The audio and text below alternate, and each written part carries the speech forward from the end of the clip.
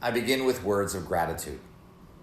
This past Shabbat, after the horrible tragedies in Pittsburgh from a week and a half ago, Jews throughout the world gathered in synagogues. There were over 300 people here at Community Synagogue. And while I was out of the country officiating at a wedding, Rabbi Frankel and Cantor Cooperman led what I understand was an absolutely perfect service. A service where we stood together in solidarity, where we stood up for Shabbat, and where we as the Jewish people once again reminded ourselves and those who came to join us were reminded that we need to stand together. During these times, we need to continue to shine light into the dark places. And so thank you. Thank you for coming. Thank you for streaming online, and thank you for just being a part of this community. Folks, I'm standing in the synagogue's kitchen because part of the goal over the next few weeks is to really be able to show you a bunch of the renovated spaces, including this new kitchen with our shiny new stovetops. And why here in the kitchen in this week? Well, first of all, we're in November, and so at the end of this month, we'll all be gathering together in our own kitchens, hopefully to celebrate Thanksgiving with family and with friends.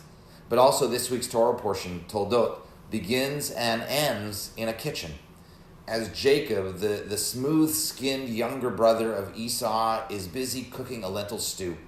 Esau, his older brother, comes in from the hunt, famished, and he says to him, "Give me some of that stew to gulp down." And Jacob says, "Sure, I'll give it to you, but first sell me your birthright." And so Esau spurns the birthright for nothing more than a pot of lentil stew. At the end of the Torah portion, Jacob, that same smooth-skinned younger brother, is dressed up by his mother Rebecca to go in and to swindle, essentially, the innermost blessing from his father Isaac, who intended it to give it to the older son, to give it to Esau. Rebecca dresses Jacob up so that he would feel like Esau, who was covered in hair. And Jacob goes in again with this time a meat stew, cooked perhaps not quite on a beautiful new shiny stove like this, but one can imagine the kind of stove somebody would have cooked on in the ancient Near East. And so he comes in and he gets the innermost blessing. So again, the Torah portion begins and ends in the kitchen, which is truly where all the most important conversations take place. It's where we hang out as families. When guests come over, that's where we really spend our time, in our kitchen.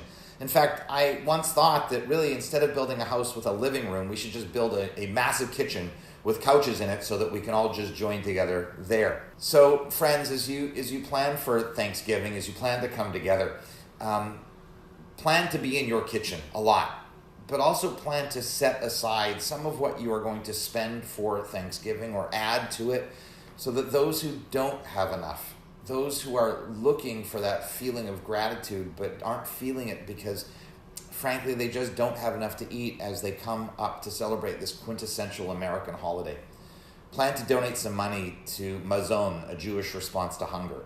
Plan to donate money to a local food charity in your life for those people who are really in need. And may you and your family, as you approach this holiday of Thanksgiving, do so with hopefully a feeling of calm and a feeling of groundedness, and to not feel some of the stress that might well up from within that some of us sort of experience at this time of year. So come to the synagogue, check out our kitchen, poke around, and we look forward to greeting you on Shabbat and all sorts of wonderful other times. Wishing you an early Shabbat Shalom.